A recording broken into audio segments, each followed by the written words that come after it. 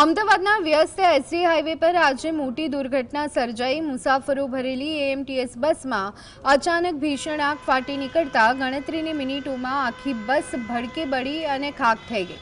કાળા ધુમાડાના ગોટાથી આકાશ ઘેરાઈ ગયું, જેને પગલે હાઈવે પર ટ્રાફિક જામ સર્જાયો હતો। સદનસીબે તમામ મુસાફરો સમયસર ઉતરી જતા જાનહાનિ ટળી હતી।